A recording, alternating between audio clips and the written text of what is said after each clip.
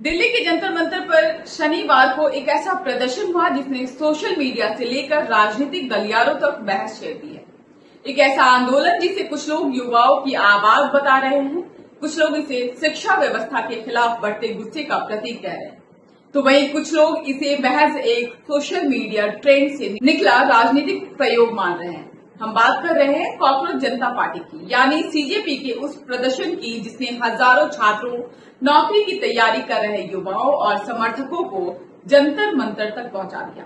लेकिन सवाल है कि यह प्रदर्शन आखिर हुआ क्यों, इसकी मांगे क्या थी, क्यों लोग इसमें शामिल हुए, सरकार और विपक्ष की प्रतिक्रिया क्या रही, और सबसे महत्वपूर्ण सवाल, क्या इस आंदोलन से कुछ हासिल हुआ। आज की वीडियो में पूरी कहानी विस्तार से समझेंगे। नमस्कार, आप देख रहे थे कलम लोग की खास पेशकश राजनीति की बात और मैं हूं सालिया वसीम।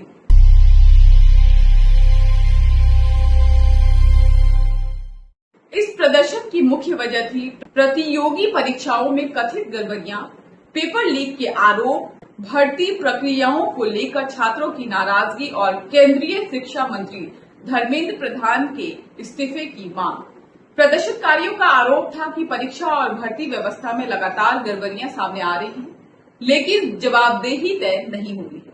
इन्हीं मुद्दों को लेकर सीजेपी के संस्थापक अभिजीत दिपके ने यह प्रदर्शन 6 जून 2026 शनिवार को नई दिल्ली के जंतर मंतर पर आयोजित किया था। दिल्ली पुलिस से अनुमति मिलने के बाद ही ये कार्यक्रम आयोजित किया गया था। प्रदर्शन को देखते हुए राजधानी के अतिरिक्त पुलिस और सुरक्षा बल तैनात भी किए गए थे। प्रदर्शन में बड़ी संख्या में छात्र, प्रतियोगी परीक्षाओं की तैयारी कर रहे अभ्यर्थी, युवा, पेशेवर, शिक्षक और सीजेपी समर्थक शामिल हुए।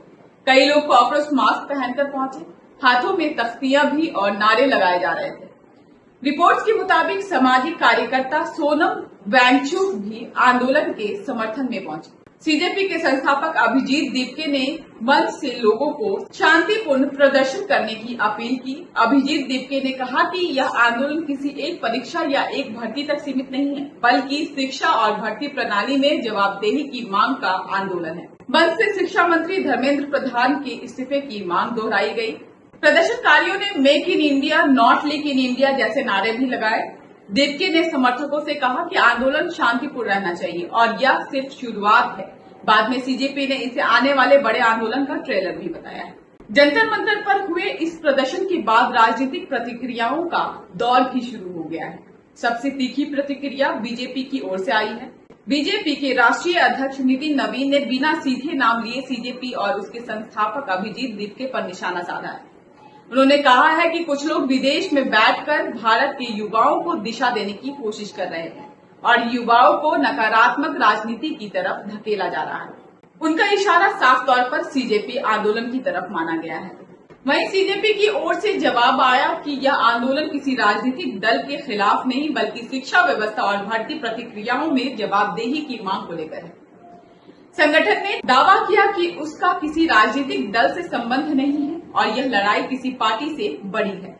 कुछ विपक्षी नेताओं और छात्र संगठनों ने प्रदर्शन के प्रति समर्थन जताया। रिपोर्ट्स के अनुसार कई विपक्षी नेताओं ने परीक्षा प्रणाली में पारदर्शिता और जवाबदेही की मांग को जायज बताया। वहीं शिवसेना की नेता प्रियंका चतुर्वेदी के सोशल मीडिया पोस्ट की भी चर्चा हुई। हालांकि सभी विपक्षी दल एक मंच पर नहीं दिखे।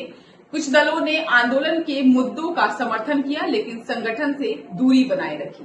रिपोर्ट्स के मुताबिक कांग्रेस ने आंदोलन से औपचारिक दूरी बनाए रखी। प्रदर्शन की मुख्य मांग शिक्षा मंत्री धर्मेंद्र प्रधान के इस्तीफे की थी। हालांकि प्रदर्शन के बाद केंद्र सरकार की ओर से इस मांग को स्वीकार करने जैसा कोई संकेत नहीं मिला है। दिल्ली पुलिस ने कानून व्यवस्था बनाए रखने के लिए सुरक्षा बढ़ाई और 6 लोगों को एहतियातन हिरासत में लिया गया। बाद में पुलिस ने सोशल मीडिया पर चल रही उन खबरों का खंडन किया जिसमें प्रदर्शनकारियों के खिलाफ एफआईआर दर्ज होने की बात कही जा रही थी। पुलिस ने स्पष्ट किया कि कोई एफआईआर दर्ज नहीं की गई है। प्रदर्शन खत्म होने के बाद सीजेपी ने केंद्र सरकार को 7 दिन का अल्टीमेटम दिया है।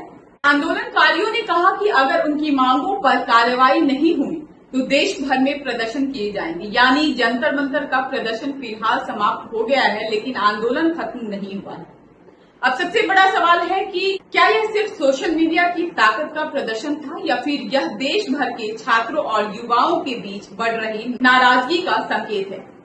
क्या सरकार इस दबाव को नजरअंदाज कर पाएगी? क्या शिक्षक और भर्ती व्यवस्था में सुधार की मांग अब और तेज होगी? और क्या सीजेपी एक ऑनलाइन अभियान से आगे बढ़कर वास्तविक राजनीति ताकत बन पाएगी?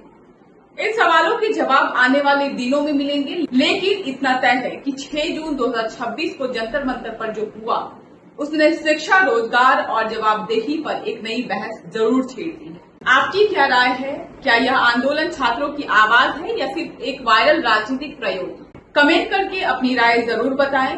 वीडियो अच्छी लगे तो लाइक, शेयर, सब्सक्राइब जरूर करें। फिर मिलेंगे एक नए वीडियो के साथ, एक नए इन्फॉर्मेशन के साथ। तब तक के लिए नमस्कार।